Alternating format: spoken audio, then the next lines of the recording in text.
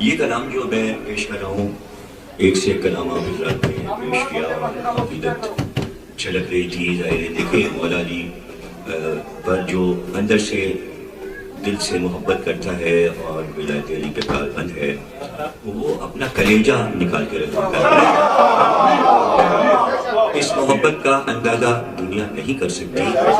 یہ ایک رابطہ ہے، اس میں کوئی بیچ میں نہیں ہے، اس عشق میں کوئی نہیں شامل ہے. اور یہ ہم کوئی نرالے نہیں ہے کہ جو ہم علی سے عشق کر رہے ہیں. جیسا عشق اللہ نے علی سے کیا اور جیسا عشق سرکار محمد نے علی سے کیا، کائنات میں اس کی کوئی مثال نہیں. تو یہ عشق ہم تاسیے پروردگار اور تاسیے سرکار دو عالم میں کر رہے ہیں. تاسی اپنی جگہ، جب شخصیت ہی ایسی ہو کہ جس سے عشق ہو جائے تو اس بے قراری کو روکا نہیں جا سکتا. یہ حیدرآباد دکن انڈیا کا بہت بڑا شہر ہے. وہاں کے بہت بڑے شاعر تھے، مرحوم ہو گئے شہید یار چند. شہید ان کا تخلص ہے. ان کے بیٹے سعید شہیدی تھے، جن کا شعر آپ لوگوں کو سب کو یاد ہوگا، عشق علی کی اذان دیتے ہیں. تسلسل ہے. اب ان کے پوتے موجود ہیں، وہ بھی شعر کہتے ہیں اسی طرح کے، مولا علی کی محبت میں ڈوبے ہوئے.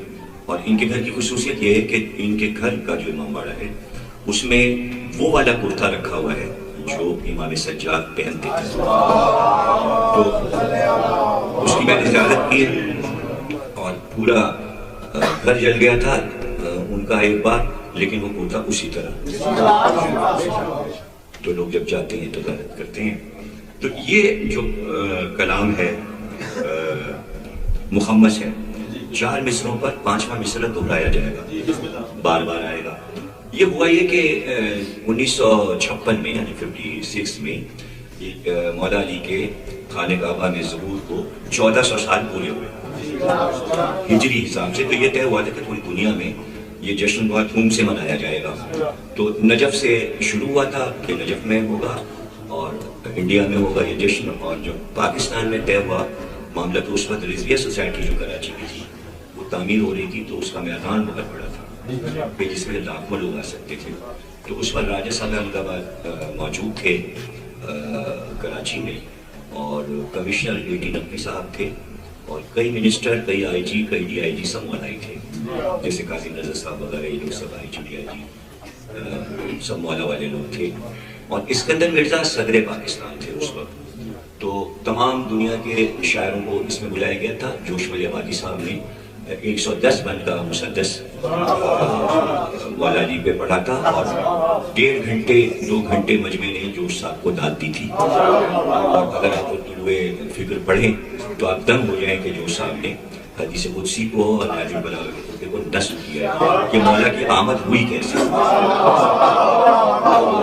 اس میں ایک شعر آپ لوگوں کو شاید یاد ہو کہ جوش ولی آبادی نے اسی مسدس میں کہا تھا کہ جیسے ہی رسول اللہ نے خانہ کعبہ میں علی کو گود میں لیا تو وہاں پر یہ بیعت دیے، جیسے ہی نصف نور ملا نصف نور سے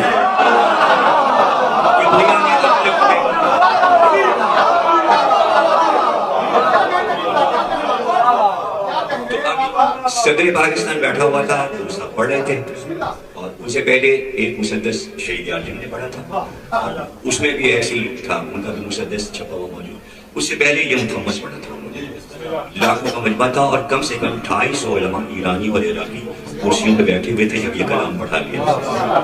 اگر کسی عالم مجتہد فقیہ کو اعتراض ہوتا تو اس وقت علامہ رشید درابی اسٹیج سیکریٹری تھے. وہ اسٹیج سیکریٹری وہ سنبھالے ہوئے تھے اسٹیج کو. راجہ صاحب محمود عباس اسکندر مرزا کے پیروں میں بیٹھے ہوئے تھے. مجمع ساری دنیا کا بھرا ہوا تھا، وہاں پورے پاکستان سے لوگ آئے تھے. اگر اس کلام پہ کسی کو اعتراض تھا تو اس وقت کیوں نہیں بولا؟ آج ہم جب علی کی عقیدت میں کوئی بات ایسی کہتے ہیں جو عقیدہ نصیریوں سے مل جاتا ہے تو لوگ فتویٰ لگا دیتے ہیں. بھائی ہم نصیری کی بات کو نقل کر رہے ہیں، اس میں لوگ کیوں جلے جا رہے ہیں، کیوں آگ لگ رہی ہے؟ تو اس مسئلے کو شہید یار جنہوں نے اس میں حل کیا، اور امید ہے کہ آپ کو بہت اچھا لگے گا. آج 13 رجب ہے. کسی کے قول کا کیا اعتبار کہنے دو.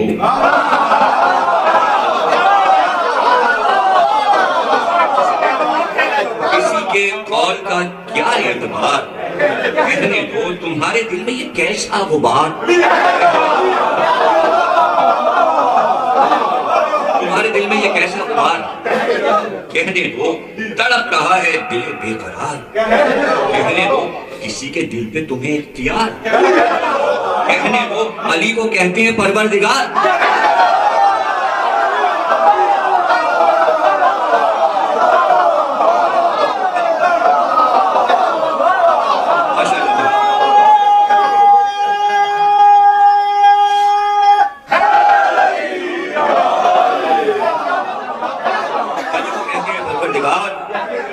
کہنے کو ہمیں بتاؤ تو آخر یہ ماجرا کیا, اسے خبر نہیں بندہ ہے کیا خدا کیا ہے, بگڑ رہے ہو جو تم کو یہ ہوا.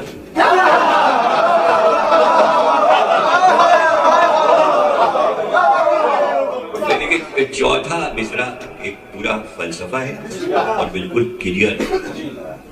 آپ جس سے محبت کرتے ہیں, جب دوسرا اس کی تعریف کرتا ہے آپ خوش ہوتے ہیں. یہی دلیل ہے محبت کی, حب کی, عشق کی. بھائی ہمارے محبوب کی, ہم جسے چاہتے ہیں اس کی تعریف کریں, وہ کوئی بھی ہو, یہ وہ کوئی بھی ہو جس سے آپ محبت کر سکتے ہیں. وہ بیٹا بھی ہو سکتا ہے, وہ بھائی بھی ہو سکتا ہے, وہ باپ بھی ہو سکتا ہے, وہ استاد بھی ہو سکتا ہے, وہ دوست بھی ہو سکتا ہے, اور وہ محبوب بھی ہو سکتا ہے. محبوب کی قسمیں, اس میں انبیاء بھی آتے ہیں, تو ظاہر ہے کہ آپ کے سامنے کوئی تعریف کرے گا خوش ہوگا. تو چوتھا مصرع یہ, بگڑ رہے ہو جو تم کو یہ ہوا کیا ہے, تمہارے دوست کی تعریف ہے برا کیا ہے.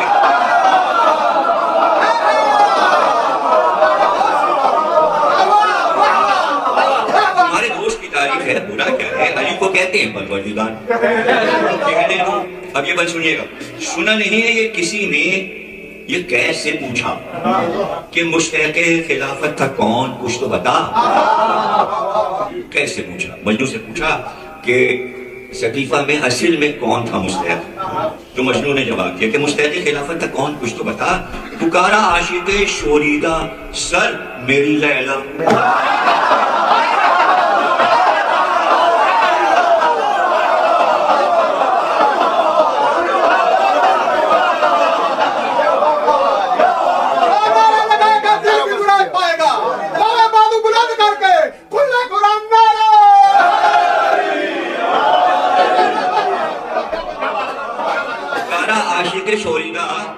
شوریدہ سر میری لیلا, تمہارا عشق تو مجنوں سے بھی گیا.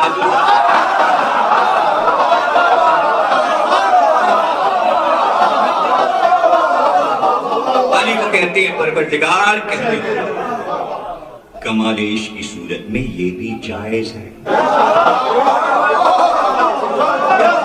کمال عشق تو سمجھے, کمال عشق کی صورت میں یہ بھی جائز ہے, جنون شوق کی حالت میں یہ بھی جائز ہے, مقام قرب حقیقت میں یہ بھی جائز ہے, غلو صحیح پا محبت میں یہ بھی جائز ہے. علی کو کہتے ہیں پروردگار, کہتے ہیں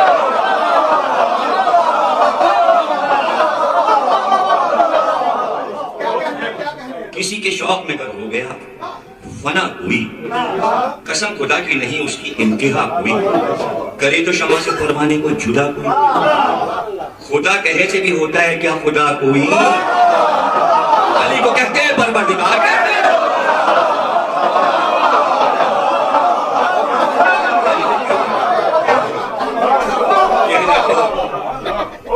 اچھا بھائی نصیری کہتے ہیں, کہہ رہے ہیں کہ نصیریوں کے کہو پیشوا تم ہی تو نہیں, تم کیوں نصیحتیں کر رہے ہو, کیا ان کے نبی ہو تم.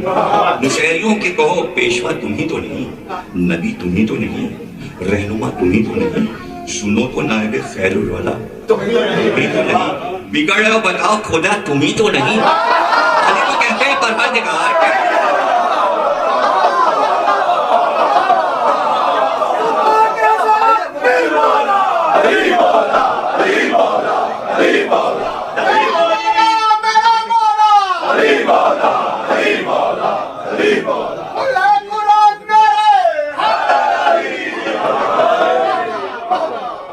وہ جھوٹے ہیں تو سمجھ لے گا ان سے رب دلی علی کے تم نہ نگہباں نہ کبریا کے وکیل، نہ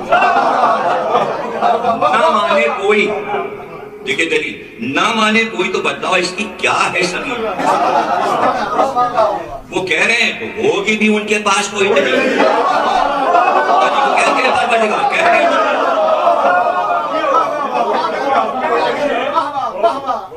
ہمیں بتاؤ تو تم ان کو کیا سمجھتے ہو؟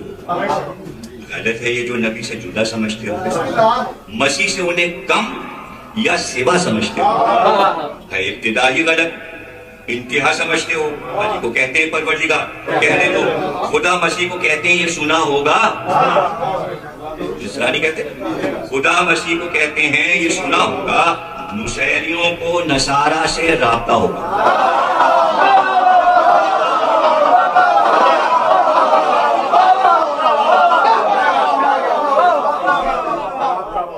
نصیری چپ چاپ چلے، نصارہ چپ چاپ چلے جاتے، کہتے بھئی سرکار سے ہمیں مناظرہ نہیں کرنا، مباہلہ نہیں کرنا۔ یہ کہہ کے جانا کہ وہ چہرے دیکھ رہے ہیں، اگر یہ اشارہ کریں تو پہاڑ اپنی جگہ چھوڑ، تو قرآن میں تو اللہ کہتے ہیں پہاڑ چلانے والے ہم ہیں، تو وہ یہی تو کہہ کے گئے کہ یہ وہ لوگ ہیں کہ بس یہ چہرے ہم نے پہچان لیے۔ تو نصارہ کا عقیدہ ہے بھائی نصیریوں کا،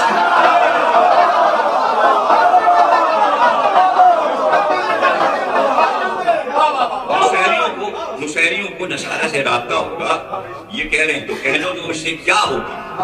غضب خدا کا ہے، بندہ کہیں خدا ہوگا؟ علی کو کہتے ہیں پروردگار، تم ان کو دل میں سمجھتے ہو کیا سناؤں گی؟ کہاں کی بحث نکالی ہے یار، جاؤ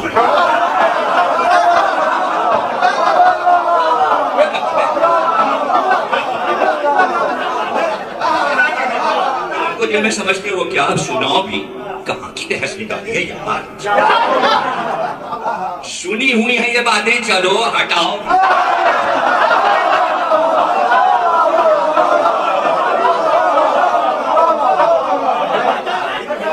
سنی ہوئی ہیں یہ باتیں، چلو ابھی تمہارا اس میں بگڑتا ہے کیا؟ بتاؤ۔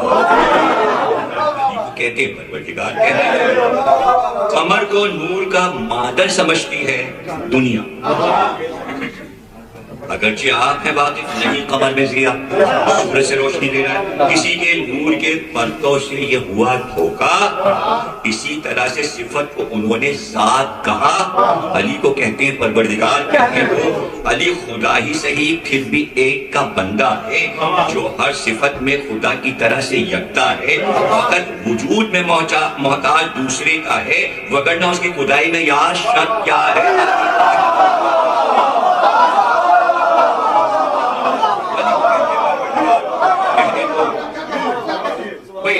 کچھ تو شک کے گرفتار، کچھ یقین کے ہیں، کوئی ہے 5 کے قائل، کوئی 3، وہ آسمان کے ساکن ہیں، یہ زمین کے ہیں، تم اپنے دین کے پیرو، وہ اپنے دین کے ہیں۔ علی کو کہتے ہیں پروردگار، کہنے تو کوئی خدا کا ہے قائل، کوئی بتوں کا اسیر، کوئی سقیفہ کا پیرو، کوئی موتی غدیر،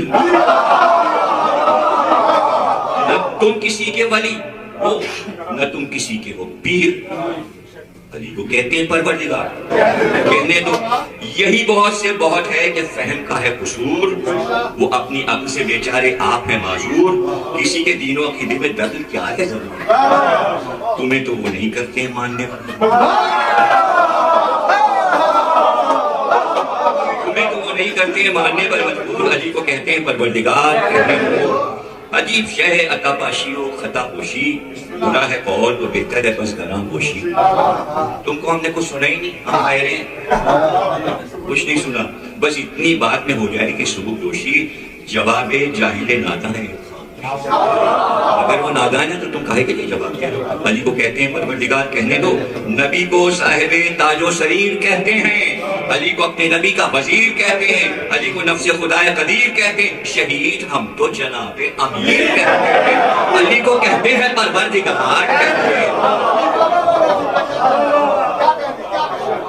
موضوع یہاں سے شروع ہو گیا اور کہ بھئی نصیریوں کا معاملہ کیا ہے، تو اس میں دیکھیں 72, 73, 74 جتنے بھی فرقے ابھی ایران سے کتاب آئی اس میں تقریباً 8,500 فرقے اسلامی بتائے گئے اور 3 جلدوں میں انسائکلوپیڈیا ہے پورا اور اس میں ہر فرقے کا تعارف ہے. تو کہاں 72 اور کہاں 8-10 ہزار. اس حساب سے ایسا لگ رہا ہے کہ روز فرقے بن رہے. اچھا فرقے اس لیے بنتے ہیں کہ ہر ایک کو رہنما بننے کا شوق ہے, تو اسی لیے محاورہ مشہور ہو کہ اجی خلیفہ گیری نہ کیجیے کہ آپ لیڈر بن رہے ہیں, آپ اپنا فرقہ بنا رہے تو اپنی خلیفہ گیری اپنے پا رکھیے. تو ایک گروپ ایک آدمی بنا لیتا ہے. ابھی آگے جتنی بھی سیاسی پارٹیاں اسلامی ملکوں میں بن رہی ہیں میں تو سمجھتا ہوں سب فرقے ہی بن رہے ہیں, سب کے اپنے اپنے عقیدے الگ الگ ہیں, اپنی اپنی باتیں الگ الگ ہیں. تو اس میں ایک بیچارہ نشہری کاہے کے لیے جتنے بھی ہیں تو اس میں سب سے بحث کیجیے. اچھا کون کیا کیا کیا کیا عقائد ہے, اٹھا کے آپ یوٹیوب دیکھ لیجیے. ایک پادری بیٹھا ہوا اس کے پیچھے امریکہ کا جھنڈا لگا ہوا اور وہ مسلمانوں کو مغلظات گالیاں دے رہے اور دکھا دکھا کے صحیح بخاری اور صحیح مسلم روایتیں پڑھ پڑھ کے انہی کے منہ پہ مار رہا. تو یہ 1400 سال سے عقیدے اس کی اصلاح تو ہوئی نہیں, تو یہ نشہری کے پیچھے کائے کے لیے پڑ گیا. اس کے پیچھے یعنی علی دشمنی میں اتنے آگے بڑھ گئے کہ یہاں پر برداشت نہیں. اسی سے پتہ چلتا ہے کہ علی کیا چیز ہے. پوری دنیا بگڑ جائے, اسلام تباہ ہو جائے, برباد ہو جائے, دہشت گردی پھیل گئی, عذاب پھیل گیا ہے, ایک مسلمانوں کی بدنامی ہو گئی ہے, علی دشمنی کی لے. تو اس سے پتہ چلتا ہے کہ علی کیا ہے. کہ دشمنی سے بھی پتہ چلتا ہے کہ ہستی کتنی بڑی ہے. تو جس شدت سے علی کے دشمن ہیں اسی شدت سے دوست ہیں. دشمنوں کو دیکھ نہیں رہے, دوستوں پہ نظر ہے کہ یہ کیا کیا ہے. دوستوں پہ کیوں نظر ہے, دشمنوں پہ بھی نظر رکھیے. تو اصل میں کل بھی کہہ رہا تھا, اس سے پہلے بھی میں نے اپنی تقریروں میں یہ بات کہی ہے کہ نصیری فرقہ بنا کیوں, یہ ہوا کیا. تو کچھ چیزیں ایسی ہوتی ہیں کہ جو خود بخود ہو جاتی ہیں یا شیطان وجود میں لاتا ہے, لیکن اللہ کے اختیار میں اس کو کہتے ہیں کہ قدرت رکھتا ہے, اختیار رکھتا ہے. تو اگر ایک شیطانی چیز ایجاد ہو جائے تو فنا کر دیتا اللہ کے اختیار میں, تو ختم کر دیتا نصیری فرقے, نہیں ختم ضروری تھا. اور اس کو راوی چھوڑیے, محدث چھوڑیے, ایک خاتون ایک اور علی کی جانے والی, تو اس کا واقعہ تاریخ میں جگمگا رہا ہے, روشن, کہ حجاج بن یوسف جو کہ ولایت علی والوں کو مسلسل قتل کرتا ہے اور اس میں 2.5-3 لاکھ مولا علی والوں کو اس نے شہید کر دیا, قتل کیا. کہتے تھے کہ جب تک میں کسی علی والے کو قتل نہ کروں میرا دن نہیں گزرتا. اس کا اعلان یہ تھا کہ علی کا نام دارالحکومت میں نہ لیا جائے, پھر بھی نہ پکارا جائے. تو ایک بوڑھی عورت, وہ بوڑھی عورت ایک شخصیت ہے, بڑی شخصیت ہے. وہ حلیمہ دائی جو ہیں جنہوں نے دودھ نہیں پلایا رسول اللہ کو, گود میں کھلایا, وہ کھلائی ہیں حضور کی, اور وہ پرانی کھلائی تھی, ملازم تھی حضرت عبد المطلب کی. جو بھی بچہ ہوتا تھا تو اس کو کچھ دنوں کے لیے گاؤں بھیجا جاتا تھا آب و ہوا تبدیل کرنے. تو سرکار کو بھی بھیجا گیا تھا, اس وقت وہ 5-6 سال کے تھے جب گئے تھے, تو 2.5 سال میں تو بچہ پی چکتا ہے. تو اب وہ مسلمان قواریوں میں بنا لیا گیا, تو دودھ نہیں پلایا بلکہ نگرانی کی, اس کے کو پیسے ملے مستری. تو ان کی جو بیٹی ہے سعدیہ بنت حلیمہ, تو وہ بوڑھی ہو چکی ہیں, اس وقت کافی ان کی عمر ہو چکی ہے حجاج کے دور میں. تو انہوں نے بھی یہ اعلان سنا کہ یہ اعلان ہوا علی کا نام نہیں لے سکتے شارع. تو سب ڈر گئے, ظاہر ہے کہ دوست بھی ڈرتے تھے, چھپ گئے تھے یا کبھی ہو گئے تھے. انہوں نے اپنا عصا لیا اور وہ شارع پہ نکل پڑی اور حجاج کے محل کے سامنے. اب وہاں پہرے لگے تھے کہ دیکھنا بھی کوئی علی کا نام نہ. وہ عصا کے سارے ہر قدم پہ یا علی یا علی چلاتی ہوئی چلی, پکارتی ہوئی. تو پولیس والوں نے پکڑ لیا, اس کے کارندوں نے اور حجاج کے سامنے پیش کیا. اب یہ ذہن میں رہے کہ دیکھیے جب حلیمہ کے پاس سرکار گئے تو یہ حلیمہ کی بیٹی کو صحبت رسول اللہ کی ملی تو علم تو آ جانا لازمی ہے جب سرکار، تو یہ حافظ قرآن تھی، انہیں پورا قرآن یاد تھا. تو حجاج نے ڈانٹ کے ان سے کہا کہ تم معلوم ہے کہ علی کا نام لینا جرم ہے اور تم باہر شارع پہ نام لے رہی تھی. تو جرم کیا ہے میرا، کیا کیا میں نے؟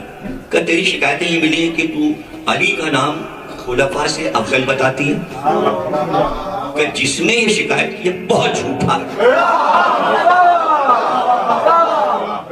بہت جھوٹا آدمی ہے جس نے شکایت کی. کہ تو کا سچ کیا ہے؟ کہ کیسے خلفاء؟ میں علی کو آدم، نوح، ابراہیم، موسیٰ، عیسیٰ، داؤد، سلیمان سب سے افضل سمجھتی ہوں. خلفاء کیا ہے؟ میں 1,40,000 انبیاء سے علی کو افضل سمجھتا ہوں. دیکھیں یہ سب تاریخ میں موجود ہے، مستند چھپا ہوا.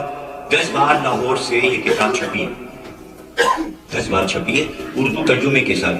علماء پڑھ رہے ہیں اور ہم اگر فضیلت علی فوراً الزام لگتا مبالغہ کر دیا، علی کو پڑھا دیا، یہ کوئی نئی باتیں نہیں ہیں. ہر دور میں جو علی سے محبت کرتا تھا وہ علی کو افضل ترین ہی پیش کرتا تھا.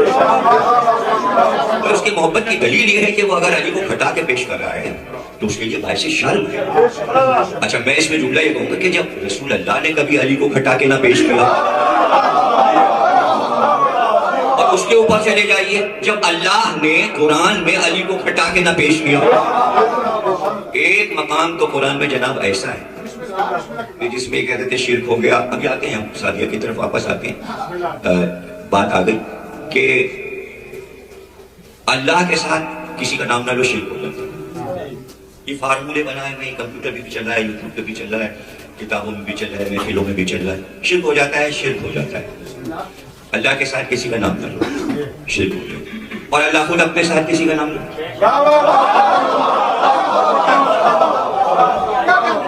لیکن لفظ ساتھ آیا اور شرک ہو گیا. اب دیکھیے اللہ کیا ایک نہیں 10 آیتیں پڑھ سکتے. ان اللہ مع الصابرین، میں صابروں کے ساتھ ہوں. شرک ہو گیا. جس نے صبر کیا اللہ اس کے ساتھ. اچھا اللہ کسی کا جز نہیں بن سکتا. وہ آئے تھے ہم تمہارے رگے بلو سے یہاں پہ چپکا ہوا ہے، اتنا قریب ہے، یوں گلے سے لگا ہوا ہے سب کے. اب تیسری جہاں دو بیٹھتے ہیں ان کا تیسرا میں ہوتا ہوں، ہو گیا شرک. اچھا سب جہاں بھی سب دو بیٹھے ہیں، کسی مذہب کا دو بیٹھے اللہ کا تیسرا میں ہوتا ہوں، اور جہاں علی محمد بیٹھے وہاں تیسرا نہیں.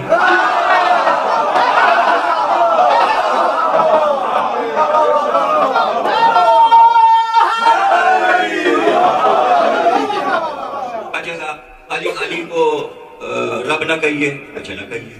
علی کو خالق نہ کہیے، اچھا نہ کہیے. علی کو رازق نہ کہیے، نہ کہیے. تو پھر کس کو کہیں؟ کون سی دکان ہے پاکستان میں جس میں ٹوکرا نہیں لگا؟ خیر الرازقین. اللہ میاں رزق تقسیم کرنے والوں کے خیر ہیں، تو کتنے تقسیم کر لیں؟ اچھا جب فہرست بنے گی تو کروڑوں کی بنے گی، کروڑوں کی بنے گی رزق تقسیم کرنے والے. وہاں سے شروع ہوگی فرشتے تقسیم کر لیں. اس کے بعد نیچے آئیے بادشاہ تقسیم کیا کرتے تھے، پھر وزیر خزانہ، پھر ہمارے ملک میں آئیے تو اسٹیٹ بینک کا گورنر سارے آفیسوں کو رزق بھیج رہا ہے، وہ بھی راضی تھے. پھر ہمارے اکاؤنٹنٹ جو آفیسوں میں تنخواہیں دے رہا ہے، کیشیئر جو پیسے دے رہا ہے تنخواہ، پھر اس کے بعد ابا کو ملے پیسے، ابا بچوں کو دے رہے ہیں، اور بیوی کو دے رہے ہیں، وہ بھی رازق صاحب ہیں. تو تبھی تو اللہ کہہ رہا ہے کہ یہ سارے رازقین ہیں، میں ان کا خیر. اب یہ دوسری بات ہے خیر علی کا نام.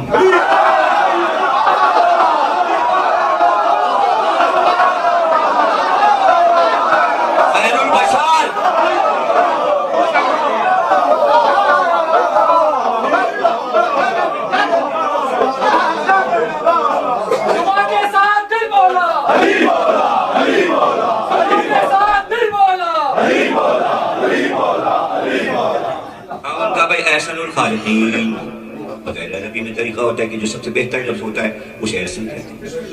اسی کے لفظ حسن بھی اچھا، حسین بھی اچھا، حسن بھی اچھا، احسان بھی اچھا، اور احسن اوپر گڈ بیٹر بیسٹ، سب سے بہترین.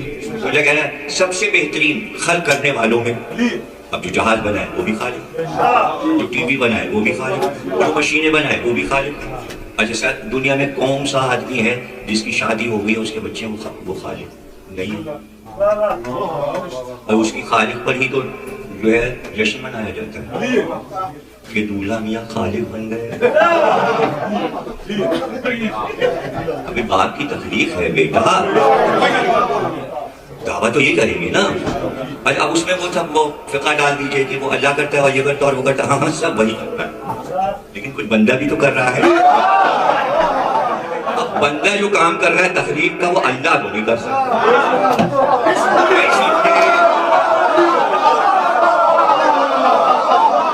اس نے وسیلہ بنا دیا بھیا یہ تم کر لینا، جان ہم ڈال دیں گے، مجسمہ تم بنا لینا، تو تخلیق تو اس کی ہو گئی.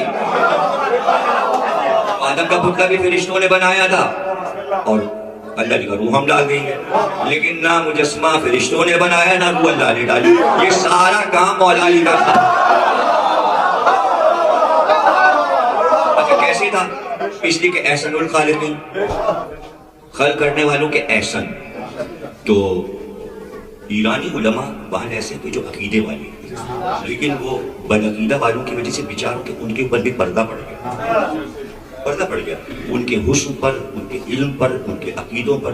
جیسے کہ مطلب اب عراق جائیں تو آیت اللہ شیرازی کے ساتھ آ جاتے ہیں، کہتے نہیں ہم زنجیریں لے کے آئے ہیں، اگر آپ کی زنجیریں ایران نے چھین لی ہیں، بکسوں میں بھرے بیٹھے ہیں اور سب کو زنجیریں پکڑا دیتے ہیں، لگانی ہیں. تو ایسے بھی آیت اللہ ہیں. یہ جیسے ابھی بشیر رجفی صاحب آیت اللہ نے فتویٰ دیا خوب لگاؤ، اور اگر کوئی منع کرے کو تیری پیٹ پہ تو نہیں لگا رہے. تو واٹس ایپ پہ تو چلا ہے نا، یہ پورا چلا. اب تو یعنی دیکھیے نا آیت اللہ نے ہتھیار ماتم داروں کے سامنے ڈالے کہ نہیں ڈالے. تو یہ بات بھی میں نے اسی بات پہ کہی تھی کہ کل تک آپ زنجیر کے ماتم کو بھی برا کہہ رہے تھے، آخر میں آپ کو فتویٰ دینا پڑا. اب وہ دن آنے والا ہے کہ سارے مراجع کو کہنا پڑے گا کہ تشہد میں اب یہ نمبر جس دن انہیں یہ احساس ہو جائے گا کہ ہمیں امام زمانہ سے شرمندگی نہ اٹھائے. کون سا بیٹا اور پوتا ہے جو اپنے باپ کی ناموری نہیں چاہتا؟ اور جبکہ ان کو فقہ تو ان کے گھر کی لونڈی ہے، ان کو معلوم ہے نا کہ تشہد میں علی ولی اللہ پڑھنا واجب ہے. یہ تو آپ کی ضد ہے، یہ آپ کی ضد ہے. تو یہاں پر خلق کرنے کا جہاں تک مسئلہ ہے تو مولا علی کے بارے میں اور بلکہ 14 معصوم کے بارے میں آقا ابتہی نے سفر نور میں یہ بات لکھی. ایک خطبہ امام زمانہ کا نقل کیا ہے علیہ السلام کا، کہ انہوں نے کہا کہ ہم تم کو یہ بات بتا رہے ہیں کہ جب اللہ نے فرشتوں کو خلق کیا تو اللہ نے یہ چاہا کہ ان کو آداب بندگی سکھایا جائے اور کسی طرح ان پر یہ ظاہر کیا جائے کہ یہ پروردگار کی معرفت حاصل کریں، لیکن ان کا علم اس منزل پر نہیں تھا کہ وہ فوراً اللہ کو مان سکتے. اس لیے اللہ نے ہم 14 کو کہا کہ یہ ہم نے اپنی مخلوق بنائی ہے، تم ان کو معرفت الہی سکھاؤ، علم سکھاؤ. پہلے ان کو علم آ جائے پھر بتانا کہ اللہ ہے. تو امام فرماتے ہیں کہ صدیوں، نوری سال صدیوں فرشتوں کو ہم نے آداب سکھائے، آسمان کے علم سکھایا. نتیجہ اس کا یہ ہوا کہ یہ فرشتے ہم کو خدا سمجھتے تھے. لیکن معرفت کی منزل یہاں سے شروع ہو رہی ہے کہ ان کے سمجھ میں آ گیا اگر کوئی ہو سکتا ہے تو رب ایسے ہو سکتے ہیں. جب انہوں نے تصویریں دیکھ لی تب بتایا گیا. بچے کو تصویر دکھا دی جاتی یہ ہے، پھر ہر بتا کے کہا جاتا ہے اس حرف سے یہ نام ہے. تو یہ طریقہ اللہ نے اختیار کیا، تصویریں دکھائیں، فرشتے ان کو اللہ سمجھتے رہے، پھر انہوں نے بتایا کہ آپ سوچو اور سمجھو. اور اس میں کوئی پریشانی کی بات نہیں ہے کہ اگر آپ اللہ کہیں تو آپ کے دماغ میں کیا بنتا ہے؟ کوئی چیز بنتی ہے، اگر بن گئی تو وہ اللہ نہیں، اور اگر کچھ نہیں بنا تو آپ کے دماغ میں کچھ آئے گا.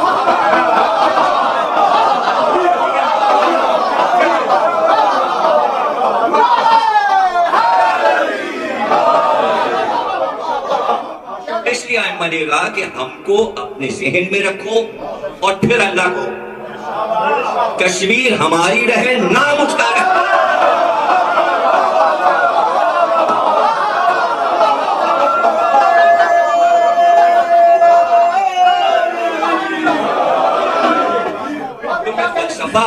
سمجھنا یہ دیکھیں، کوئی سب پی ایچ ڈی کر کے نہیں آتے مجلس میں، ڈیلیٹ کر کے نہیں آتے کہ بڑی بڑی ڈگریاں نہیں. یہ اللہ آل محمد کا علم آپ کے دلوں میں نور کی طرح داخل کرتا ہے. یہ رسول اللہ نے فرمایا، حدیث ہے کہ جس پہ اللہ مہربان ہو جاتا ہے اس کے دل میں علی کی محبت نور کی طرح ڈال دے، پھر وہ محبت جدا نہیں ہوتی. یہ علم بھی ادھر سے آ رہا ہے جو آپ بیٹھ کر اپنا اظہار کر، یہ سکھایا ہوا علم نہیں ہے. ہاں مادی اعتبار سے کہہ سکتے ہیں کہ ماں کی محبت میں، ماں کے خون میں، ماں کے دودھ میں، نسل میں، شجرے کی پاکیزگی میں، یہ سب وراثتاً آپ کے پاس ہے. تو اب یہ وہ حلیمہ کی بیٹی بوڑھی ہے، گردن ہل رہی اور ایسا پکڑے ہوئے، تو اس نے کہا اتنا بڑا دعویٰ تم نے کر دیا کہ آدم سے بھی افضل، نوح سے بھی افضل، لوط سے بھی افضل، موسیٰ سے بھی افضل اور عیسیٰ سے بھی افضل، تو کیا تیرے پاس دلیل ہے؟ اچھا حجاج بھی حافظ قرآن تھا مردود، اس کو بڑا مزہ آتا تھا قرآن کی آیتیں سننے میں. تو اب دیکھیں کیسا ٹکراؤ کیسا ہوا، اور یہ بھی قاریہ ہے، اسے بھی قرآن یاد ہے. اب اس کی دلیل یہ رد نہیں کر سکتا اس لیے کہ قرآن یاد ہے. اب جو کسی کو قرآن یاد نہ ہو اور ہم علی کی آیت پڑھ دیں تو اس کی سمجھ میں کیا ہے؟ تو دشمن کو بھی قرآن یاد ہے. تو اس نے کہا کہ بھائی جو دعویٰ میں نے کیا ہے اس پہ ایک دلیل تھوڑی، میرے ہر دعوے پہ 10 دلیل اور 10 دلیلیں میں قرآن سے ثابت کروں. اب اس نے پوچھنا شروع کیا، کہا علی آدم سے کیسے افضل ہے؟ اس نے کہا آدم سے ایسے افضل ہیں کہ آدم کو سب کچھ جنت کی نعمتیں دے دی تھیں اور منع کیا تھا وہ گیہوں جو ہے نا وہ نہیں استعمال کرنا ہے. آدم نے ترک اولا کیا، نہیں کہا مانا، کھا لیا. علی کو اللہ نے منع ہی نہیں کیا تھا کہ گیہوں نہ کھانا، پھر بھی نہیں کھایا، جو کھاتے رہے.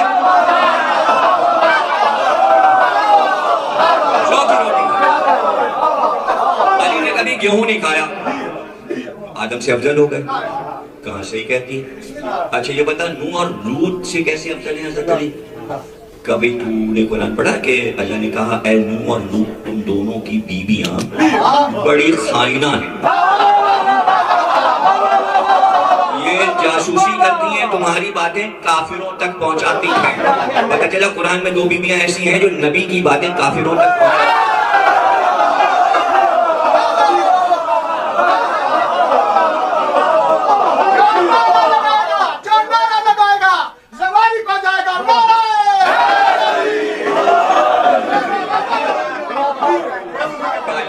جہنم میں جائیں گے تمہاری اہل نہیں ہے، حالانکہ نبی کی بیویاں ہیں. اب جو لوگ یہ فخر کرتے ہیں کہ کوئی نبی کی بیوی ہو جائے تو اس پہ جنت لازمی نہیں، آیت میں جہنم میں جانا ہے. سارا مسئلہ عمل پر ہے. تو اس نے کہا دیکھو علی کی زوجہ ایسی کہ اللہ نے کہا سیدۃ النساء العالم، دنیا کی عورتوں سے افضل. تو اب نوح اور لوط سے تو علی افضل ہوئے نا. اس نے کہا اچھا یہ حضرت ابراہیم سے کیسے علی افضل؟ پڑھا تم نے قرآن دین ابراہیم نے اللہ سے کہا کہ مجھے دکھا یہ دنیا تو کیسے چلا رہا ہے؟ تو اللہ نے کہا ابراہیم تم کو یقین نہیں ہے؟ کہا نہیں یقین تو ہے، اضافہ کرنا چاہتا ہوں. اور کہا علی نے ممبر سلونی پہ کہا سارے پردے ہٹا دیے جائیں، یقین یہاں ہے وہیں رہے.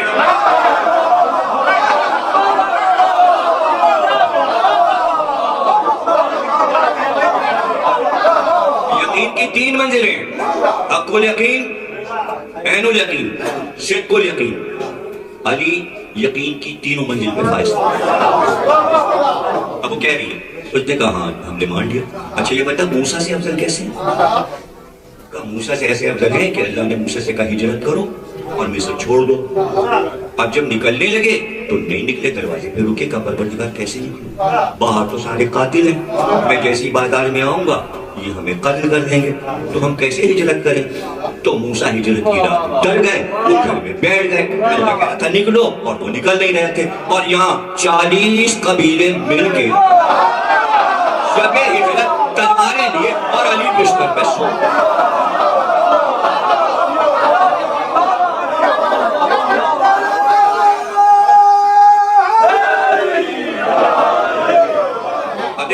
بات شروع ہوئی تھی وہاں پر میں آ رہا ہوں شاعری والے قصے پر، تو اس نے کہا عیسیٰ سے کیسے کہا بھائی دیکھ قرآن میں جب نصارہ عیسیٰ کو خدا کہنے لگے تو اللہ نے آیت اتاری عیسیٰ کہ تم نے ان لوگوں کو سکھایا ہے کہ یہ تمہیں خدا کہا، تو حضرت عیسیٰ نے کہا میں بری ہوں، میں نے نہیں کہا۔ تو ایک قوم اگر کسی نبی کو خدا کہنے لگے تو اس کی تنبیہ ہوتی ہے، اسے سوال طلب ہوتا ہے کہ ہوا کیا ہے؟ علی کو نصیریوں نے خدا کہا، اللہ نے علی سے نہ پوچھا۔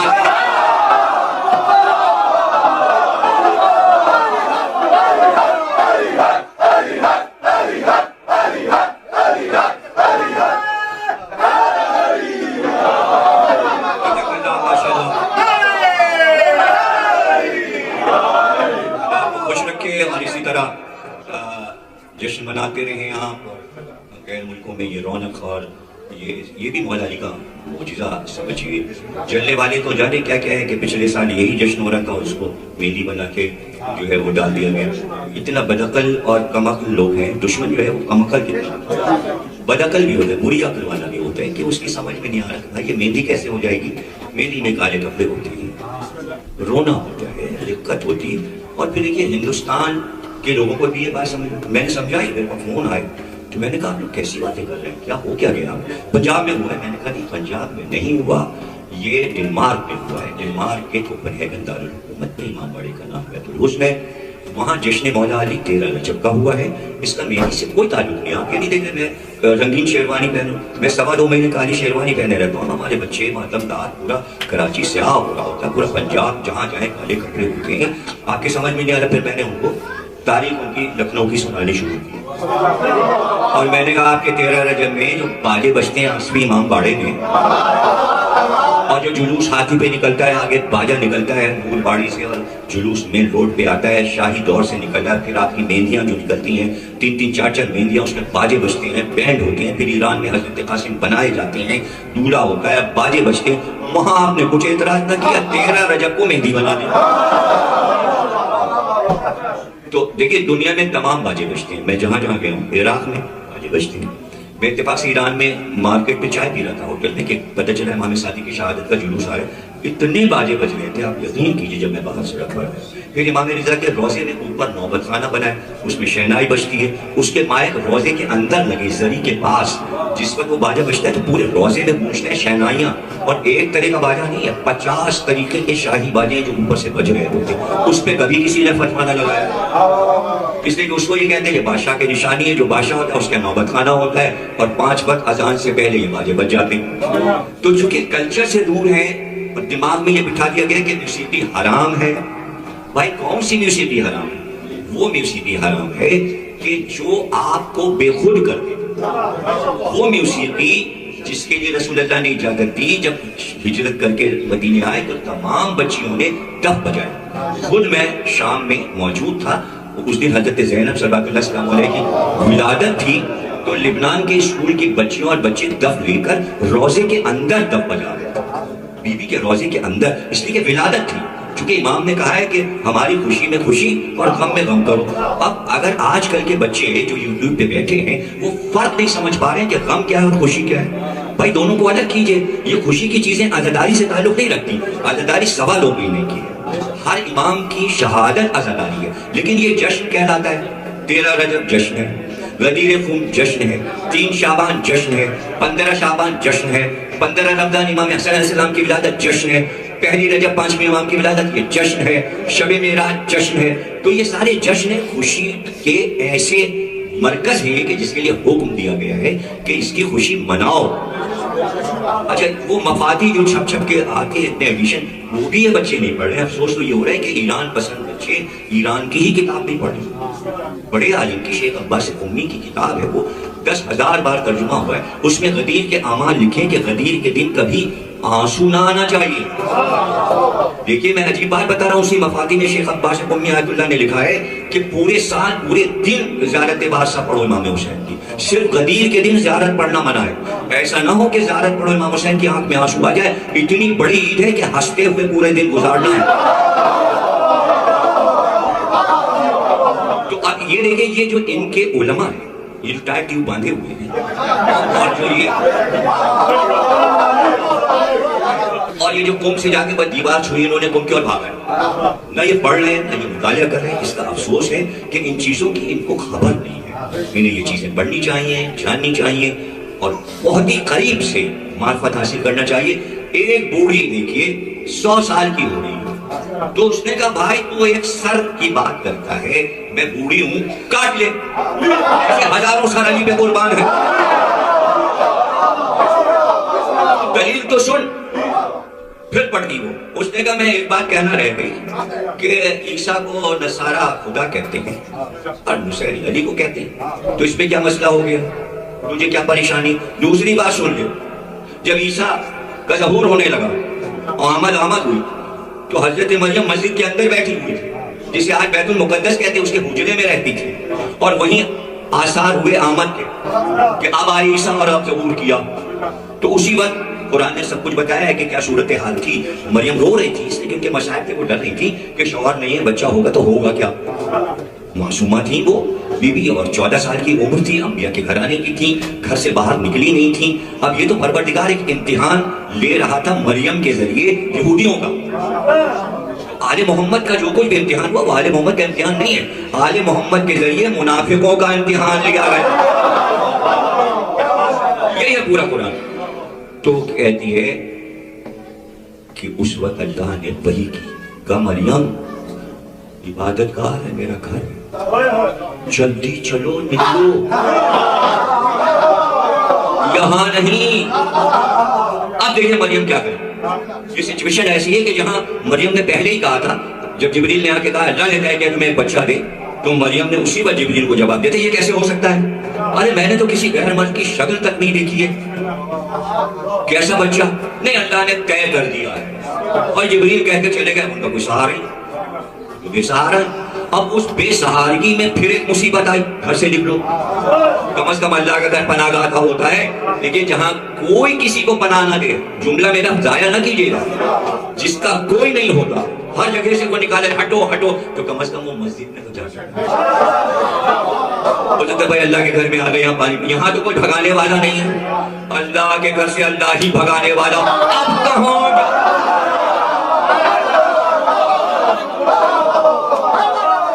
اب ہوگا کیا, لیکن اللہ کا حکم ہے, آیت قرآن میں موجود سورہ مریم میں, چلو جاؤ. وہ باہر آ گئی. اب باہر آئیں, دائیں بائیں آگے پیچھے کوئی مددگار نہیں. سچویشن یہ کہ اب آمد, اب ظہور, اب نور اترا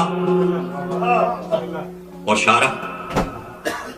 تو وہ کہتی ہے دیکھا, اللہ نے کہا نکلو ہمارے گھر سے عیسیٰ کی آمد سے پہلے.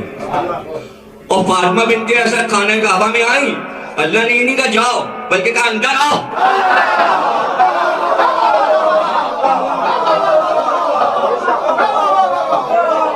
اور دیوار توڑ دی اللہ نے کہ اگر دروازے میں تالا لگا ہے, میں در بناتا ہوں, ادھر سے آ رہا, اور وہ اندر آ گئے. تو اب بتاؤ کہ عیسیٰ اب نہیں آ رہی.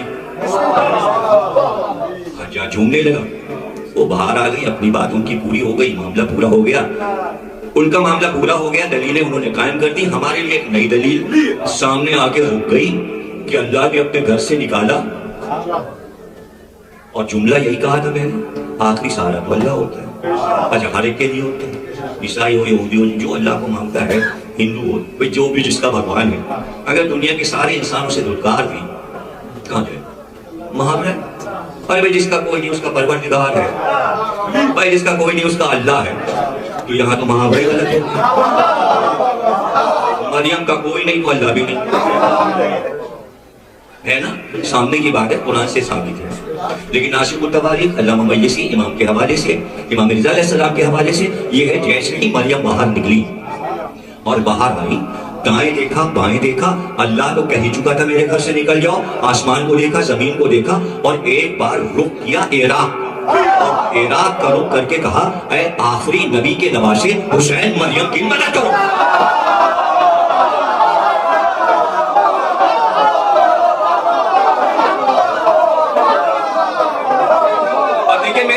آپ ڈائری میں لکھ لیں اور میں اس کو ثابت کر سکتا ہوں کہ اگر پروردگار کی طرف سے بھی نہیں ہو جائے نا تو مایوسی نہ کرنا، اس لیے کہ حسین ہے۔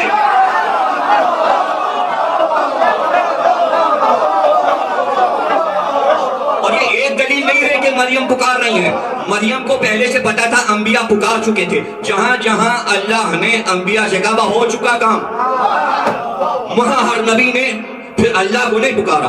انہیں معلوم ہے کہ اللہ کے بعد اگر کسی کو پکارنا ہے تو سوال اللہ کے بعد حسین کو کیوں پکارو؟ اس لیے کہ انبیاء کو معلوم تھا کہ اگر اللہ ناراض ہوا ہے جیسے ہی حسین کو پکارے گا راضی ہو جائے گا۔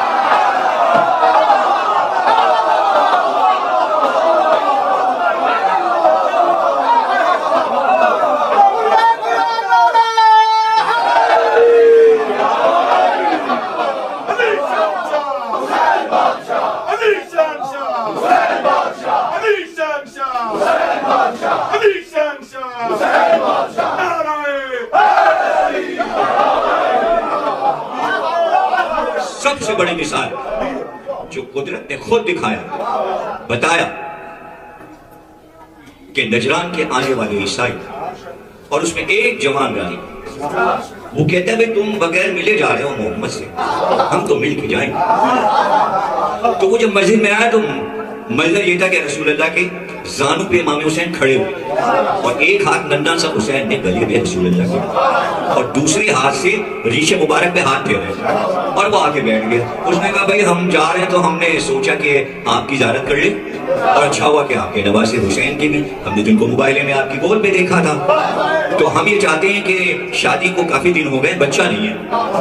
جب یہ روایت میں نے پڑھا تو ظاہر ہے کہ جو مقصرین ہوتے ہیں وہ کوئی نکتے بھیجتے ہیں، تو اب بہت سوچ ساچ کے انہوں نے کہا راہب شادی نہیں کرتے۔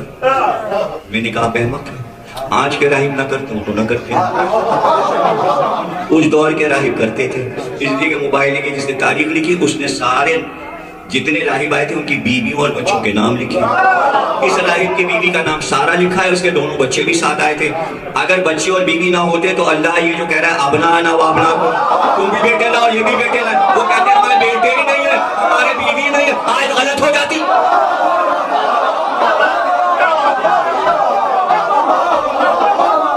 بچے بھی تھے بیوی بھی تھی، بچے بھی تھے بیوی بھی تھی، تو جو بڑا راہب تھا اس نے بھی دو بیٹے آئے تھے، اس کی بیوی سارا آئی تھی، اس نے کوئی اولاد نہیں تھی، تو اس نے کہا اولاد نہیں، آپ دعا کیجئے، آپ دعا کیجئے، اس لیے کہ آپ لوگ بزرگوار ہستیاں ہیں اور اللہ کی مقبول ہستیاں ہیں، ہم چاہتے ہیں آپ ہمارے لیے دعا کریں بیٹا ہو۔ تو رسول اللہ نے پیشانی دیکھی اور دیکھ کر کہا راہب تیری تقدیر میں بیٹا نہیں۔ امام حسین ہاتھ پھیر رہے تھے ریش میں تو چہرہ اپنی طرف کیا، کہا نانا ہم نے بیٹا دیا۔ اب وہاں چلے جائیں، مریم کو اللہ کے گھر سے نکالا گیا ہے، مریم اب کس کو پکارے؟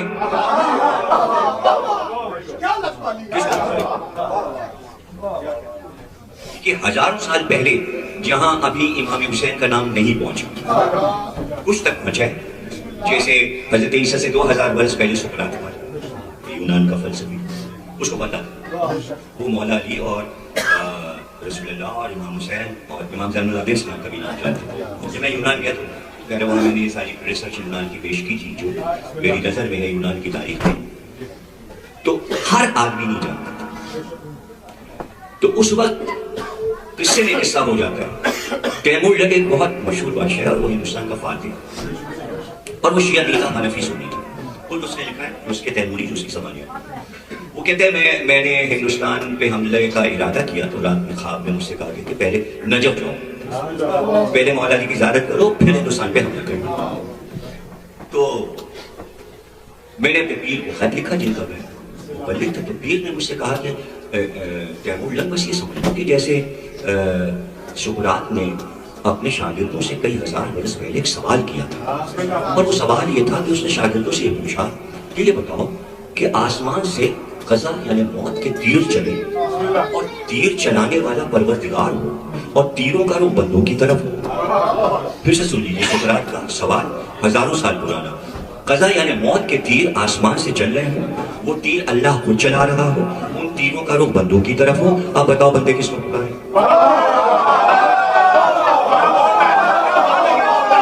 اب بندے کس سے مدد کو مانگے؟ تیر تو آ رہے ہیں اور چلا رہے ہیں اللہ۔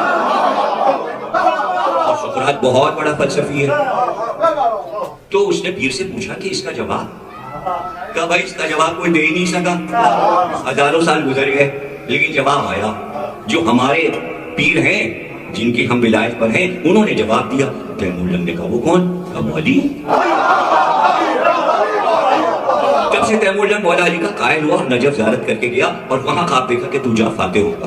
اس کے بعد اس نے دلی کو فتح کیا، آگے کا قصہ اس نے پورا لکھا ہے۔ تو وہ کہتا ہے کہ میں نے پیر سے پوچھا کہ کیا جواب آیا؟ کہا مولا علی نے کہا سلونی، کوفے کے ممبر سے طرح طرح کے سوال کیے، تو ایک یونانی فلسفی بھی بیٹھا تھا، اس نے اپنے آدمی سقراط کا سوال دہرا دیا اور کہا مولا علی قضا کے تیر اللہ چلائے، رخ بندوں کی طرف ہو، اب بندے کس کو پکارے؟ تیر کو اللہ کو چلا رہا ہے۔ تو آپ نے مسکرا کے کہا کتنے سال ہو گئے؟ جواب نہیں آیا۔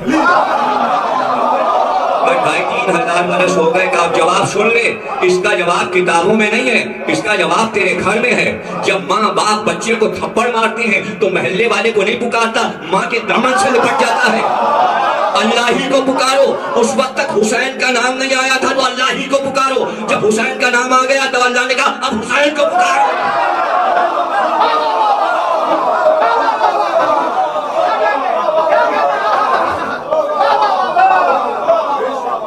یہاں پر میں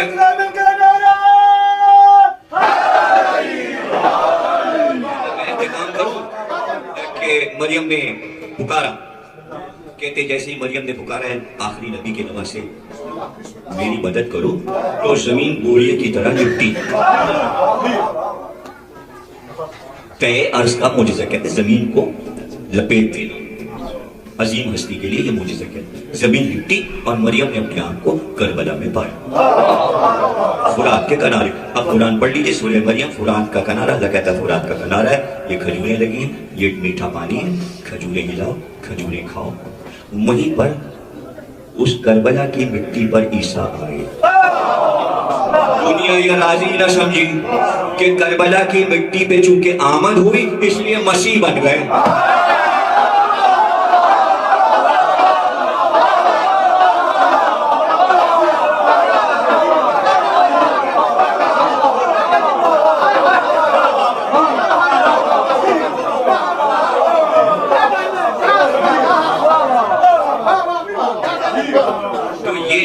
سارے معرفت والے علوم ہیں اور ان کو سننا ایک ثواب ہے۔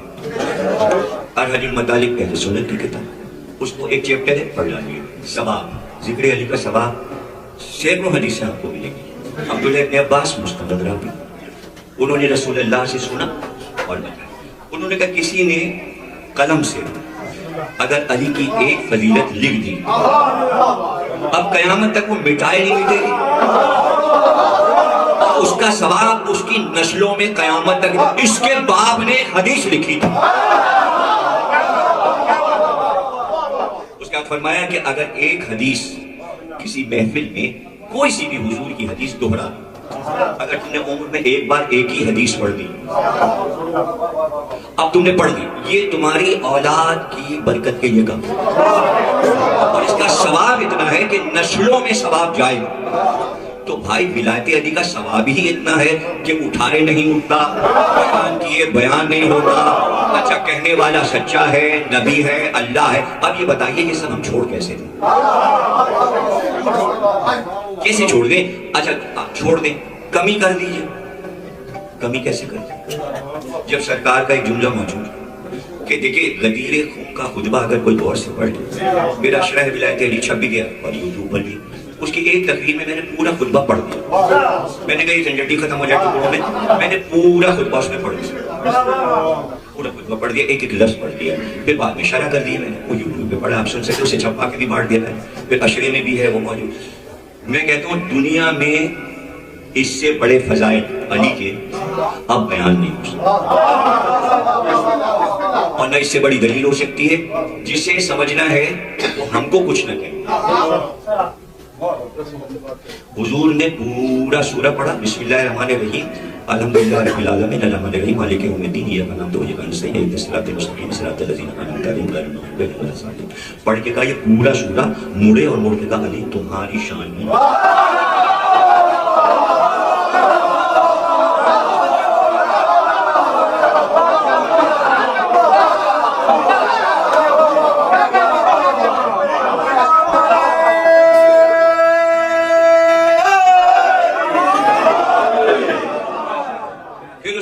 آپ نے فرمایا بسم اللہ الرحمن الرحیم وَنَصْرِ الْإِنسَانَ لَفِي خُسْرٍ إِلَّا الَّذِينَ آمَنُوا وَعَمِلُوا الصَّالِحَاتِ وَتَوَاصَوْا بِالْحَقِّ وَتَوَاصَوْا بِالصَّبْرِ۔ یہ پورا سورہ علی تمہاری شان میں۔ اس کے بعد آپ نے چند حدیثیں پڑھی، وہ حدیثیں سنا کے جو کہ مشہور ہیں، اہل سنت شیعہ سب اس کو لکھتے ہیں، میں موسیٰ ہوں تم ہارون، تم مجھ سے ہو میں تم سے، تمہارا دشمن میرا دشمن۔ یہ ساری حدیثیں پڑھ کے میں دو گلا قدر چیزیں چھوڑ رہا ہوں، میں تمہاری محبت چھوڑ رہا ہوں، تم شجرہ طیبہ ہو، میں تمہیں قوم میں چھوڑ رہا ہوں، تم ہی میرے ولی ہو، تم ہی میرے وصی ہو، تم میرے خلیفہ ہو، تمہیں میرے جانشین ہو۔ سب کہنے کے بعد ایک جملہ، اور یہ جملہ عربی میں پہلی بار آیا اور رسول کی زبان سے آیا، اور پھر پلٹے اور علی کی طرف دیکھ کر کہا، مولا علی کی طرف دیکھا اور کہا علی میں نے سارے فضائل تمہارے پڑھ دیے، اب جو یہ فضائل چھپائے گا اس کو اللہ مقصر کہتا ہے۔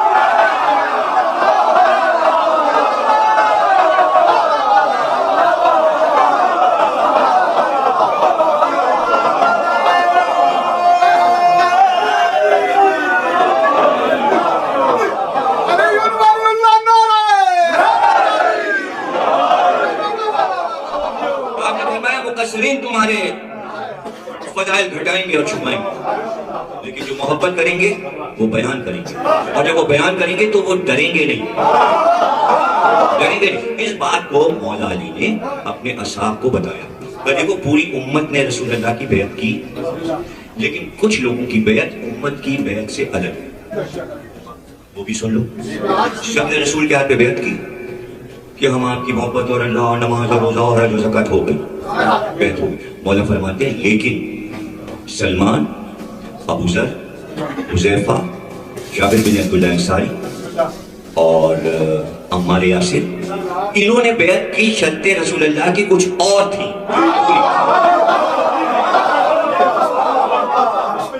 وہ یہ شرط تھی کہ رسول اللہ نے فرمایا کہ تم لوگ بہت محبت کرتے ہو علی سے۔ کہاں سرکار؟ کہ اسی پہ تمہیں رہنا ہے، لیکن علی کی محبت میں لوگ تم کو ملامت کریں گے، تم گھبرا نہ جانا۔ کہ یا رسول اللہ جتنی چاہے ملامت کریں، جتنی چاہے گالیاں دیں، ولایت علی چھوڑیں گے نہیں۔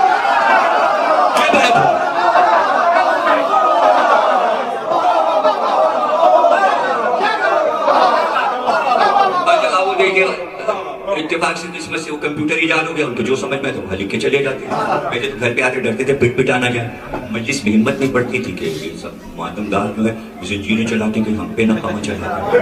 اب وہ کمپیوٹر پہ لیا، اب نصیری کہہ دو، بدعقیدہ کہہ دو، یہ کہہ دو، بھائی بیعت ہی شرط پہ ہے، برا کہے جاؤ، ولایت علی کا ہم پروپیگنڈا اور پرچار کرتے رہیں کہیں گے نہیں۔ اچھا اب عمار نے ایک اور شرط بڑی سخت رکھی، وہ صاحب اس سے بھی اوپر ایک تو ملامت کرنا۔ انہوں نے کہا رسول اللہ میں ایک اور کام کروں گا، اس شرط پہ میں آپ کی بیعت کر رہا ہوں۔ رسول اللہ نے کہا وہ کیا؟ کہا وہ یہ کیا ہے بھائی؟ اب ظاہر ہے کہ غدیر ہو چکی، سرکار جا چکے، اللہ فرما چکے، جو ہونا تھا سقیفہ وغیرہ مدینے میں ہنگامہ ہو چکا۔ اب عمار نے جس شرط پہ بیعت کی تھی اس میں ایک اور شرط جو تھی اب وہ پوری کرنے نکلی، وہ کیا تھی وہ بھی سن لیجیے۔ اس بات کو مولا نے نہج البلاغہ میں فرمایا ہے کہ عمار نے ایک اور شرط پوری کی، خطبہ ہے پورا عمار کے بارے میں، اور وہ شرط یہ تھی کہ وہ صبح سویرے جو آفس ٹائم ہوتا ہے 9 بجے سے شروع ہو جاتا، 9:30 10 11 لیٹ بھی جاتے کچھ سویرے، اور کھیت والے تو اور سویرے نکل جاتے 7 بجے 8 بجے، بہرحال وہ صبح کی نماز پڑھ کے مسجد نبوی میں مدینے میں جو چوراہا تھا چورنگی، ایک سڑک ادھر جا رہی ہے کدھر جا رہی ہے کدھر جا رہی ہے کدھر جا رہی ہے، وہ زمینوں پہ جاتی تھی، محلوں میں جاتی تھی، کاروبار مارکیٹ میں جاتی تھی، تو وہ چوراہا جو تھا وہ سویرے آ کے وہاں کھڑے ہوئے. یہ بھی ایک بیعت کا طریقہ ہے. وہ کھڑے ہو گئے، اب انہوں نے دیکھا وہ آ رہا ہے اور وہ آ رہا ہے اور ادھر سے وہ آ رہا ہے. جیسے ہی آگے دیکھا نام لیا، فلاں ابن فلاں ذرا ٹھہرو. جو بھگا چکے تھے وہ تو جلدی سے بھاگتے تھے، ارے ہم کل بات کریں گے، ابھی شام کو ہم ذرا جلدی میں نکل لیے. اور بات ایسے تھے کہ وہ دوڑ کے عمان کا ہاتھ پکڑا. اب دیکھا ابو موسیٰ اشعری آ رہے ہیں. ابو موسیٰ اشعری ذرا یہاں، نہیں بس تم روز یہ بلاتے ہو کہ ہمیں دیر ہو جائے گی. یہ دوڑ کے گئے، انہوں نے ہاتھ پکڑ کہا جانے نہیں دوں گا. یہ رکو، یہ بتاؤ غدیر خم یاد ہے؟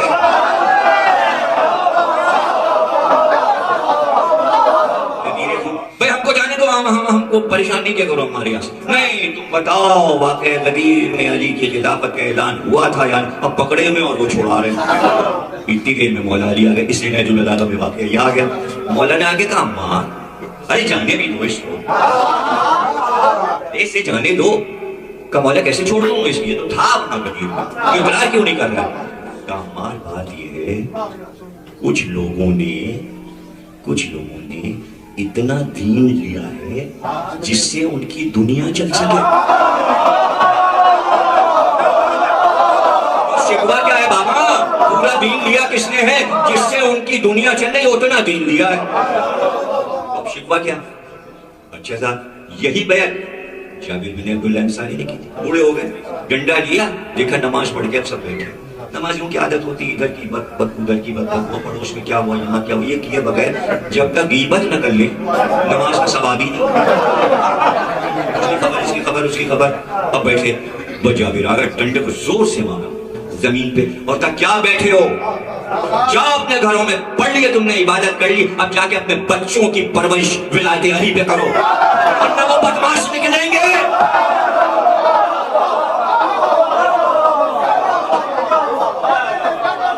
دیکھیں چونکہ جابر جو تھے وہ انصار تھے، مہاجر نہیں تھے، تو انصاری ان کو بہت متقی پرہیزگار بہت بزرگ صحابی رسول سمجھتے تھے کہ ان کو حدیثیں آیتیں قاری قرآن بہت احترام کرتے تھے انصار، تو ان کی بات کو مانتے تھے.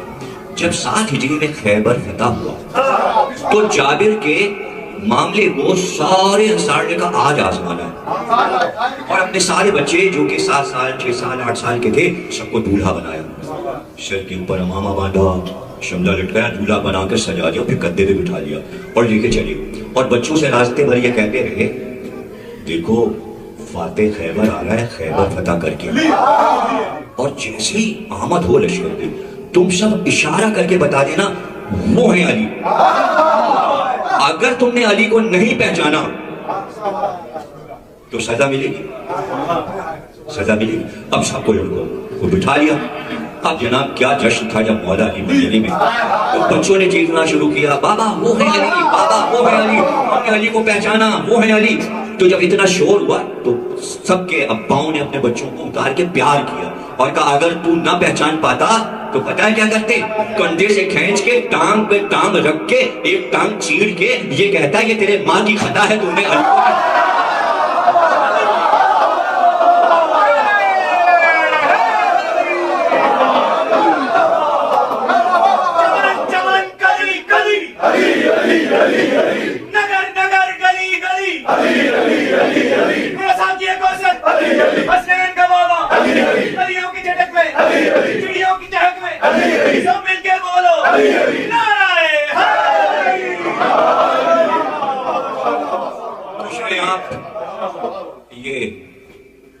تارے بکھرے ہوئے تھے. چاند پورا ہوتا ہے 13 کی شب، 14 سے تو گھنٹے لگتے ہیں، تو 13 کی رات جو ہوتی ہے 13 کا یعنی 12 گزری 13 آئی چاند پورا. اور اب یہ طریقہ تھا کہ جب چاند پورا ہوتا تھا تو مکے میں روشنی پھیل جاتی، تو سارے قبیلے اپنے گھروں سے نکل کے سب کے گھر کھانے کعبہ کے دل تھے، اپنے گھر کے سامنے مسند بچھا کے بیٹھتے تھے اور آ جاتے تھے اور ایک طریقے کی چوپال جم جاتی تھی، بات چیت ہوتی تھی. جب تک چاند ہے طلوع کر رہے تب تک بیٹھے ہوئے، اس کے بعد کچھ نہیں. اب اس میں عباس جو ہے حضور کے چچا وہ راوی ہیں، کہتے ہیں کہ ایک سایہ ابو طالب کے گھر سے نکلا جو سیاہ چادر میں ملبوس تھا. اور اکثر ایسا ہوتا تھا کہ رات میں خواتین دعائیں کرنے کے لیے کعبے کی طرف جاتی تھیں، لیکن طریقہ کار یہی تھا کہ خانہ کعبہ کے دروازے کی طرف جاتی تھی. وہ کہتے ہیں ہم نے اس سائے کو جاتے دیکھا لیکن وہ خانہ کعبہ کے دروازے کی طرف نہیں گیا، اس لیے کہ وہاں تالا لگا تھا. رکن یمانی، دیکھیے 4 رکن ہیں، رکن شامی، رکن عراقی، رکن یمنی، 4 کونے جو خانہ کعبہ کے. اس کا مطلب یہ کہ یمن اس طرف ہے، تو رکن یمانی ہے، عراقی یعنی عراق اس طرف ہے، تو 4 کونوں میں شام اس طرف ہے کعبے کے اس کونے کے. رکن یمانی جو تھا وہ بنی ہاشم ہی کا پورا ایریا تھا، وہاں سوائے بنی ہاشم کے کوئی دوسرا دعا نہیں مانگ سکتا. اور یمن کے معنی امن ہے، تو وہ بنی ہاشم کا کونا تھا. وہ کہتے وہاں پر وہ سایہ پہنچا اور پھر ہم نے دیکھا کہ دعا کے لیے ہاتھ اٹھے اور پھر اچانک عجیب بات یہ ہوئی کہ وہ سایہ غائب ہو گیا، ایسا لگا جیسے دیوار میں سما گیا. اب کہتے ہیں یہ سب شور ہو گیا کہ بھئی تالا پڑا ہوا ہے، تو لوگ جمع ہو گئے. ظاہر صبح ہو گئی اور نہ ابو طالب گھر سے نکل رہے ہیں، نہ محمد گھر سے نکل رہے ہیں، کوئی بنی ہاشم آ نہیں رہا. تو چابی بھی منگائی گئی، کنجی منگائی گئی خانہ کعبہ کے تالے کی، اور سب نے باری باری تالے کو کھولنے کی کوشش کی، تالا نہ کھلنا تھا. 3 دن گزر گئے. تیسرے دن یہ منظر دیکھا گیا کہ رسول اللہ اپنے گھر سے نکلے، چچا کے گھر سے، اور دوش میں جو چادر تھی وہ زمین پہ خر دے رہی تھی. زمین سے، مکے کی زمین سے چادر مس ہوئی تھی اور اس طرح جا رہے تھے شہانہ چال کے ساتھ، چہرے سے خوشی نہ، اور پیچھے ابو طالب تھے. راوی کہتا ہے کہ سرکار یہ کر سکتے تھے کہ چابی منگواتے، تالا کھولتے اور دیکھتے خانہ کعبہ میں کہ ہوا کیا، لیکن رکن یمانی کی طرف گئے. جیسے مادر علی نے دعا کی تھی سرکار نے بھی دعا کی، اسی طرح در بنا. رسول داخل ہوئے اور پھر دروازہ ہو گیا. اب اندر کی باتیں ظاہر ہے کہ ابو طالب کے علاوہ کوئی راوی نہیں، اس لیے کہ بھتیجے کے ساتھ وہ بھی داخل ہوئے. اب وہاں کی جو باتیں ہیں کہ مسکراہٹ ہے رسول اللہ کے چہرے پر، چچی سے پوچھ رہے ہیں چچی آج تیسرا دن ہے، نہ کچھ آپ نے کھایا نہ پیا. کہا بیٹا کسی کے گھر مہمان آؤ اور وہ کھانا نہ پیش کرے، نہیں کوئی پریشانی نہیں ہوئی، کھانے آتے رہے. تو آپ نے مسکرا کے کہا کہ مریم کے لیے بھی جنت کے کھانے آتے تھے، آپ ہماری چچی ہیں، آپ کا بھی شرف ان سے افضل ہے. بس کھانے نہیں آئے بلکہ چاروں طرف فرشتوں کی آمد بھی ملی. اب سرکار جاتے تو دروازے کی طرف سے آتے، لیکن جدھر سے کافر آ رہے تھے اللہ نے نہیں چاہا کہ نہ ادھر سے رسول جائیں، نہ فاطمہ بنت اسد جائیں، اور نہ یہ بچہ اس دروازے سے نکلے. اس لیے پھر در بنا. اور اس کے اندر ایک واقعہ بیچ میں یہ بھی ہو گیا کہ فاطمہ بنت اسد سے رسول اللہ نے کہا کہ لاؤ میرے گود میں دو اس کو. جہاں کا شعر میں نے جوش کا پڑھا کہ جیسی گود میں لیا، جیسے ہی نصف نور ملا، نصف نور سے پریا نے اپنے کو دیکھا غرور سے. تو یہ غرور اس کا لوگ سمجھتے نہیں ہیں کہ غرور سے بنا ہے لفظ اکبر. اللہ اکبر کا مطلب ہے تکبر، اور ہر انسان پہ تکبر حرام ہے، اس لیے کہ شیطان نے تکبر کیا تھا کہ اس کو مٹی سے بنایا، مجھے آگ سے بنا، اس نے غرور کیا تھا. تو اللہ نے کہا صرف غرور مجھے سے دیتا. دنیا کا کوئی انسان نہ متکبر ہو سکتا ہے نہ اکبر ہو سکتا ہے، میں اکبر ہوں. تو آج اس نے بتایا کہ میں اکبر کیوں ہوں. میں نے جو ہستیاں پیش کر دی ہیں کائنات میں، ایسی ہستیاں کہاں ہو سکتی، کسی پہ تو مجھے غرور ہے. اب اللہ کا غرور باقی کیسے رہے؟ دنیا اللہ اکبر کہہ رہی ہے، اس سے تو نہیں اللہ کا غرور باقی. غرور باقی رکھنے کا کوئی طریقہ تو ہو. تو آپ جب بھی روضہ حسین پہ جائیں، جیسے ہی صحن میں پہنچے، اوپر گنبد پہ علم کے اوپر دیکھیں لکھا ہے امام حسین، حضرت عباس، حضرت علی، اللہ اکبر. یہی لوگ تو اللہ کا غرور ہے، تو اللہ کا غرور ہے.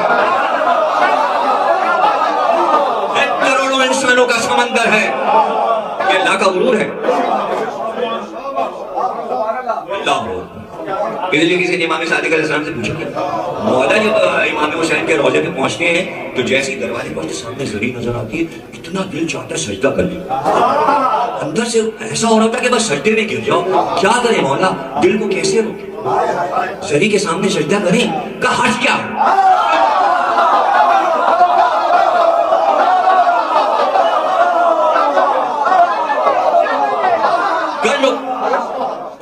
حیران ہو گئے. مولا ذرا پھر کے سامنے سجدہ کر لیں. کہا کر لو, لیکن جیسے ہی سجدے میں جانا چلا کے کہنا اللہ اکبر. اللہ کا غرور ہے یہ سجدہ, یہ زری, یہ روزہ اللہ کا غرور. اور کسی تقریر میں نے کہا تھا کہ رکے تو قرآن میں ہر خوش ہوتا ہے, ہر خوش ہوتا ہے, لیکن دماغ کا ذکر نہیں. قلب ہے, کان ہے, اذن, آنکھ, عین, ناک, خرطوم, ہونٹ, شفتین, بازو, پنڈلی, ساری چیزیں. اور اصل چیز دماغ, عربی لفظ ہے دماغ, اور پھر بھی نہیں خوش ہوتا ہے کیا. اب کو دیکھیے یہ کیا بات ہے صاحب, دعوت اپنی جگہ رہے گا, ابھی اپنی جگہ رہے گا. تو ذرا یہ بتائیے کہ آم ہے, سنترا ہے, کاجو ہے, بادام ہے, نہیں. ابھی آپ بیٹھے کوبن ہیگن ہے, ڈنمارک ہے, اور اب تو ہے عراق ہے, ایران کا بھی ذکر ہے قرآن. یہ سارے ملک ہیں قرآن جو بھی خوش ہوتا ہے. تو یہ کب کہا ہے کہ قرآن چھوڑ رہا ہوں, یہ عقل نہیں آتی آدمی کے انسان کا. قرآن اور اہل بیت چھوڑ رہا ہوں, جو قرآن میں نہ ملے وہ اہل بیت میں ملے. ساتھ ہے یا نہ ملے. ایک کتاب ہوتی ہے, اس کی کی ہوتی ہے, کتاب میں نہیں مل رہا ہے, کی دیکھیے پنا پھاڑ کے لے گئے. تو کتاب کا پھاڑیں گے تو کیا پھاڑیں, کی کا پھاڑ کے لے جائیں گے تو لکھ. اور اب تو پھاڑتا واڑتا کون ہے, اب تو موبائل سامنے. چیزیں دو ضروری ہیں, وہ پڑھ نہیں پائے گا جب تک کی نہیں ہے, چاہے چوری کرے یا نقل. تو چوری کی ضرورت کیا ہے, اتنا اہل بیت پڑھ لو کہ چوری کا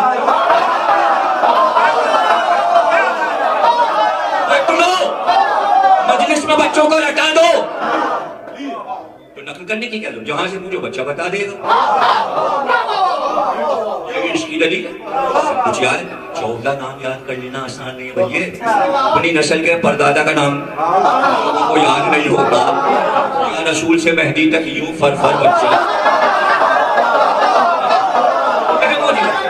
یہ ہے تو بھائی دماغ نہیں. مجھے کسی نے کہا قرآن میں دماغ کیوں نہیں, میں نے کہا اس لیے نہیں ہے کہ قرآن کا دماغ علی.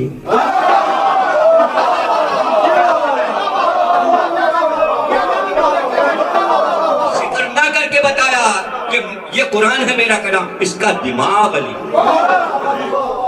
جو سمجھ میں نہ آئے علی سے پوچھ, علی بتا. تو دنیا نہیں, ابن ابی الحدید مدنی سنی عالم ہے عباسی دور کا, اور وہ کہتا ہے کہ جناب دشمنوں نے علی کے فضائل چھپائے, دشمنی نے چھپائے, دوستوں نے چھپائے, قتل ہو جائے. اب یہ بتائیے جس آدمی کے بیان کرنے والے نہ دوست نہ دشمن, مشہور کیسے ہو؟ کہتا ہے صدیاں گزر گئیں, دوست چھپاتے رہے, دشمن چھپاتے رہے, لیکن علی چھپ نہ سکے. اس نے دلیل دی کہ اس لیے کہ سورج کو ہتھیلی سے نہیں چھپایا.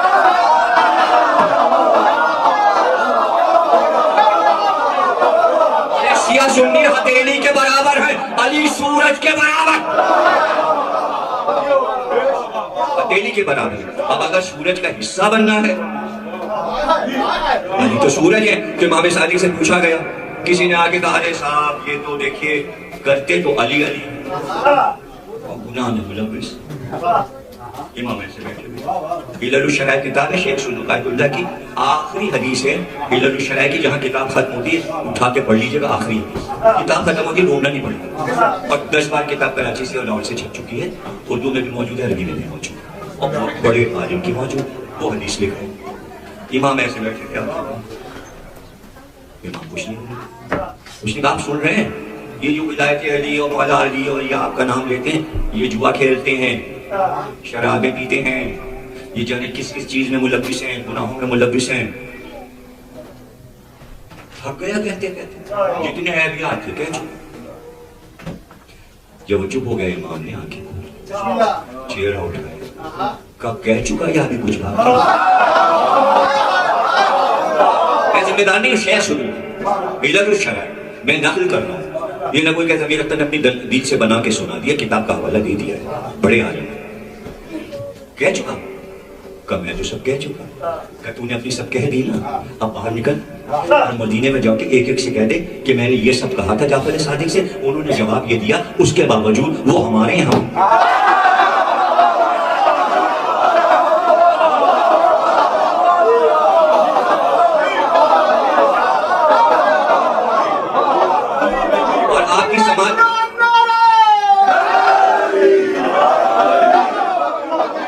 سماج کے لیے امام کا ہی آخری جملہ اسی پہ دعا کراتا ہوں آپ کے لیے کہ آپ جئیں اور عمر نو ہو، آپ کے بچوں کی بھی ہو، برکتیں آپ کو اس میں اضافہ ہو اور خوشیاں منائیں، اسی طرح آپ کی زندگی میں خوشیاں رہیں، اس میں اضافہ ہو، زیارتیں کریں، حج کریں، جملہ امام کا ہے۔